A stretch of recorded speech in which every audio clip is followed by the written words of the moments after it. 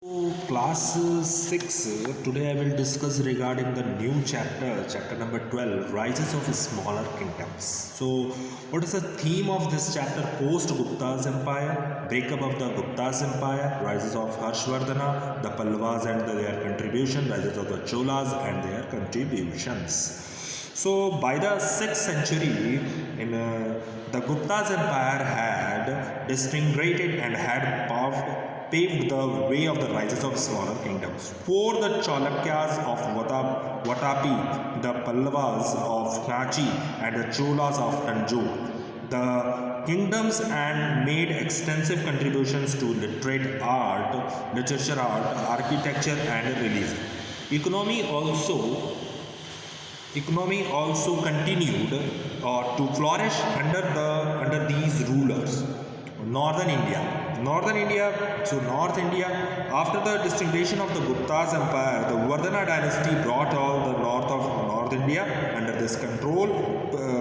Prabhakara Vardhana was a ruler of this dynasty with this capital at Thaneshwar. He was succeeded by his son Harsha. Harsha came to the throne at the age of 16 in 606 CE. After the death of his father and elder brother, he was a great conqueror and united the two kingdoms, Thaneshwar and Kannauj. He entered into alliance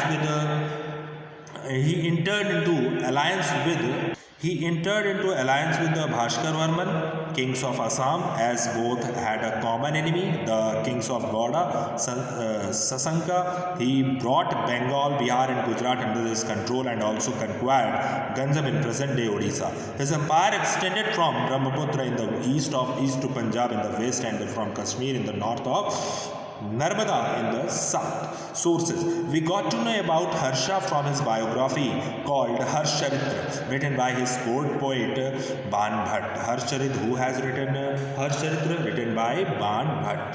So next is, apart from that, we have the account of the Chinese traveler Huan Ti Sang, it means Cuk. He visited in 630 He visited India in 630 CE and gives a detailed account of social and economic conditions in India. Administration part. So Harsha, an efficient administrator, he divided his empire into several provinces or bhaktis which were placed under governors. The king has complete authority over the hand and was assisted by several ministers in carrying out day-to-day affairs. Harsha was very generous and cared about the welfare of his subject. So, life of the people. Huan Ti Sang mentioned that the king occupied the highest position in society. The caste system was followed rigidly with higher castes dominating society. Agriculture was the main occupation of the people. The government depended mostly on revenue from agriculture, which amounted to 1/6 of the produce. There were many guilds of artisans and also patron and learning art. So patron and learning art. Harsha was a great patron of learning art. Under him, the Nalanda University reached the peak of its success. Harsha was a great scholar himself. He wrote 3 places in Sanskrit like Ratnavali, Priyadarshika and Nagananda. So Harsha built many stupas, chaityas and viharas. He was also tolerant ruler and supported all faiths. This great Indian king died in 647 CE.